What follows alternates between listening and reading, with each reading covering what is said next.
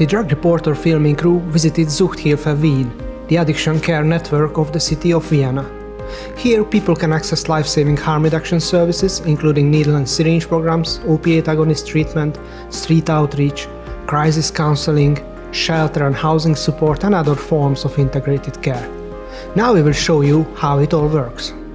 Willkommen in der Einrichtung Jedmeyer. Wir befinden uns hier jetzt im Tageszentrum, das als zentrale Anlaufstelle der Einrichtung Jedmeyer fungiert. Startet mit dem Spritzentausch. An dem Ort findet einerseits die Möglichkeit statt, genutzte Spritzenmaterialien zu tauschen und durch neue, sterile, saubere Spritzenmaterialien ersetzt zu bekommen. Und das ist auch der Ort, wo die erste Kontaktaufnahme mit neuen Besucherinnen stattfindet. Das ist Stericap, das ist ein Ersatz für Löffel, weil die Substanzen mit Flüssigkeit gemischt oder sogar aufgekocht werden müssen, abhängig von der Substanz, die konsumiert wird. Das ist ein Filter, um eventuelle vorhandene Verunreinigungen rauszufiltern. Und dann halt klassisch die Nadel und Kolben, die zum intravenösen Konsum notwendig sind. An einem Tag kommen ca. 230 Klientinnen zu uns ins Tageszentrum. Pro Tag werden bei uns ungefähr 4000 Spritzen getauscht. Unser Spritzentauschprogramm sehr, sehr gut in Anspruch genommen wird. Also es gibt eine statistische Zahl, dass ungefähr 98% der Produkte, die wir ausgeben, auch wieder zurückkommen zu uns.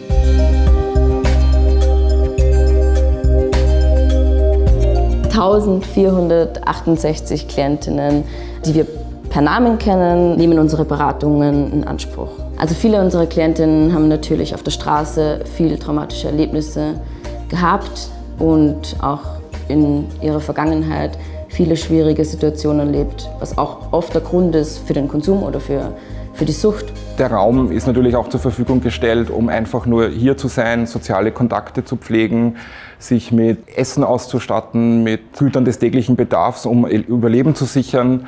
Es gibt auch die Möglichkeit, Wäsche zu waschen, und es gibt auch eine Dusche, die man benutzen kann. Der nächste Schritt ist eben jegliche Form von sozialarbeiterischer Beratung, die in Anspruch genommen werden kann. Das ist punktuelle Informationsweitergabe, Aufklärung über Therapie, Haft, was auch immer. Wie komme ich zu einer Wohnform, wie komme ich zu einem Schlafplatz? Und führt dann weiter zu einer kontinuierlichen, dauerhaften Betreuung. Zusätzlich geht es dann auch eine Weitervermittlung in die Ambulanz und auch zu einem niederschwelligen Psychotherapieangebot. Also wir stellen 30 Psychotherapieplätze zur Verfügung, die gratis sind und ohne irgendwelche Versicherungsdeckungen angeboten werden.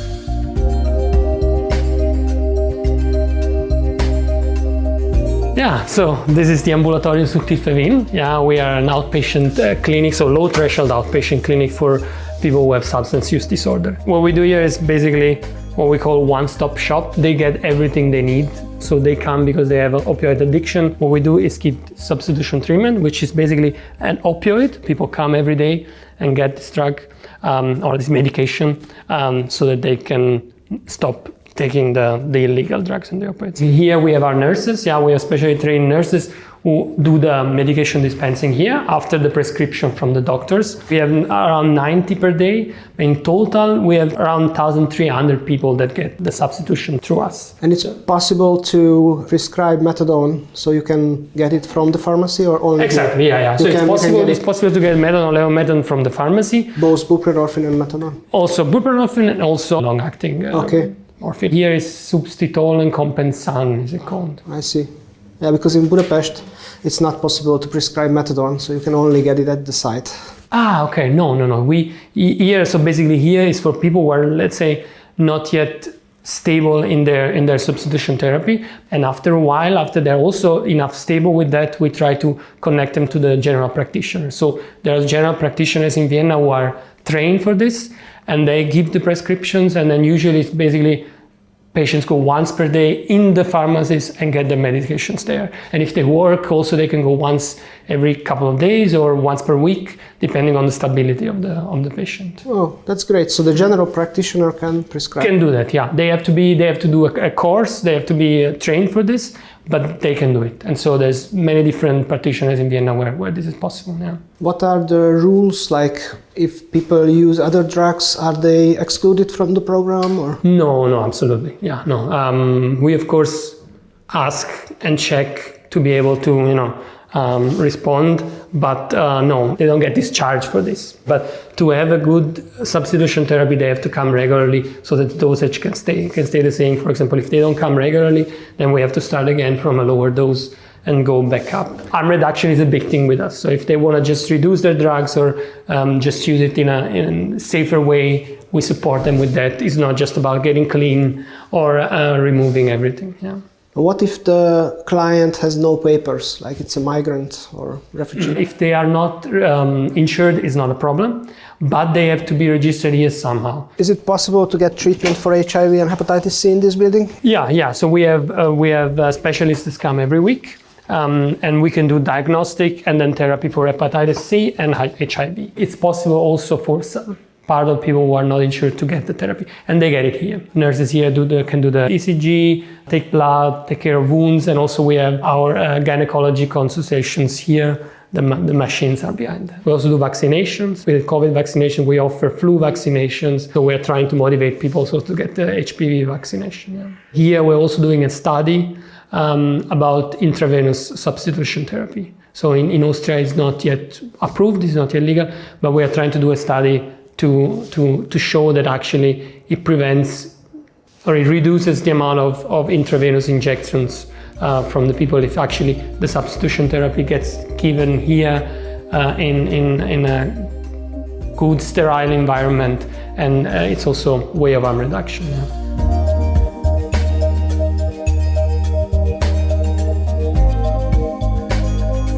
Jetzt sind wir in der Notschlafstelle. Es ist eine sehr kleine Notschlafstelle, die wir Nutzerinnen unserer Einrichtung anbieten, damit sie eben startend von einem Platz für eine Nacht in einer Krise oder in einem Notfall bis hin zu längerfristigen Betten anbieten. Das heißt, maximal können Nutzerinnen 2 Monate bei uns schlafen, damit sie halt freigespielt sind, um sich mit anderen Problemen auseinanderzusetzen. Müssen Sie abstinent sein? Wie viele Plätze? Wir haben insgesamt 28 Betten.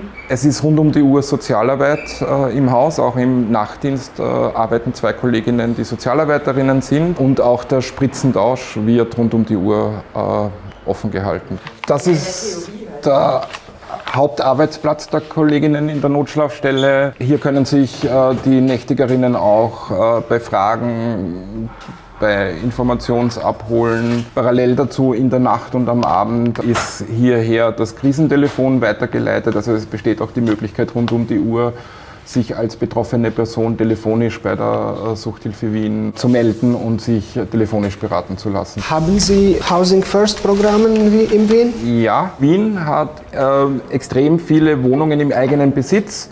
Und dadurch kann die Stadt Wien relativ günstig Wohnraum zur Verfügung stellen. Unsere Startwohnungen sind so gedacht, dass bis zu 2 Jahren betreut gewohnt wird in diesen Startwohnungen und dann zum Abschluss des Prozesses eine soziale Schienewohnung, heißt das in Wien, eine Gemeindewohnung bezogen werden kann, die einfach finanzierbar ist für Menschen, die Sozialleistungen bekommen und wo sie dann halt selbstständig und eigenständig dann leben können. Besondere Angebote, die das Tageszentrum auch bietet, ist eine postialische Adresse. Also Personen können sich hier postalisch melden lassen, dass sie ihre Post herbekommen und in Wien gemeldet sind und aufscheinen. Das ist ganz besonders wichtig, weil sie dann offiziell in Wien registriert sind und Ansprüche haben, eben auf eine Gemeindewohnung im späteren Verlauf oder eben andere Ansprüche. Wir haben Depositen für Dokumente und auch Gelddepositen. Das kann man sich so vorstellen wie eine kleine Bank, wo sie das Geld eben bei uns verwalten können oder einlagern können und auch immer wieder Zugriff auf ihr Geld dann haben können. Ein weiterer Teil, der ein großes Angebotsschwerpunkt in diesem Tageszentrum ist das Anbieten von Freizeitgestaltung und tagesstrukturierenden Angeboten. Das fängt an mit Möglichkeiten der Mitarbeit vor Ort. Das heißt, Klientinnen können zum Beispiel die Waschküche mit betreuen. Zusätzlich bieten wir eben Tagesstruktur und Freizeitgestaltung an. Das beginnt ganz niederschwellig. Das sind ganz einfache Basteltätigkeiten oder ganz leichte physische Aktivitäten, Tischtennis spielen, Dart spielen. Geht dann weiter in konkrete Gruppenangebote. Also wir bieten zum Beispiel genderspezifische Angebote an. Wir haben eine Männergruppe, eine Frauengruppe, aber auch Angebote, die sich mit gewissen Thematiken auseinandersetzen. Wir haben zum Beispiel eine Trauerarbeitsgruppe, wo es darum geht, mit Verlusten und den damit verbundenen Emotionen konstruktiv umzugehen. Es gibt eine Naloxon-Schulung, da werden Nutzerinnen unserer Einrichtung dazu ermächtigt, bei einem Überdosierungsfall Naloxon bei der betroffenen Person zu verabreichen. Es gibt dann psychoedukative Angebote zum Thema HIV-Erkrankung, Hepatitis-C-Erkrankung. Und das dritte große Standbein bei der Tagesstruktur sind längerfristige Projekte, wo auch ein sehr partizipativer Ansatz verfolgt wird, wo sich Teilnehmerinnen für einen längeren Zeitraum bei diesem Projekt engagieren, aber dieses Projekt auch aktiv mitgestalten und planen. Ein Beispiel dafür wäre unsere Einrichtungszeitung, die Wiener Melange, oder auch ein Arbeitstrainingsprogramm, das bezahlt hier stattfindet und von einer Peer-Mitarbeiterin geplant und veranstaltet wird. In Wien, das Sucht- und Drogennetzwerk und die Suchthilfe Wien sind Einrichtungen der Stadt Wien, finanziert zu einem großen Teil über die Stadt Wien. Die Erfahrungswerte sind, dass es eine sehr breite Akzeptanz für das Angebot an sich gibt, dass es sehr positiv konnotiert wird, dass es hier Angebote, Betreuungsmöglichkeiten und Behandlungsmöglichkeiten gibt für kranke und marginalisierte Personengruppen. Auch das Ausstatten mit sauberen, frischen Konsummaterialien ist eigentlich in der Gesellschaft akzeptiert und auch positiv konnotiert. Für sehr lange Zeit war das Jedmeier eines der wenigen Orte in Österreich oder in Wien, wo man seine Spritzen hat tauschen können. Und jetzt versuchen wir, dieses Angebot zu dezentralisieren. Und jetzt gibt es auch viele Apotheken, wo man seine Spritzen tauschen kann, andere Tageszentren, wo man seine Spritzen tauschen kann und auch schon Notschlafstellen, wo Spritzen getauscht werden können, um dieses Angebot einfach zu erweitern und etwas von hier zu verteilen, dass es sich nicht nur auf diesen Ort konzentriert.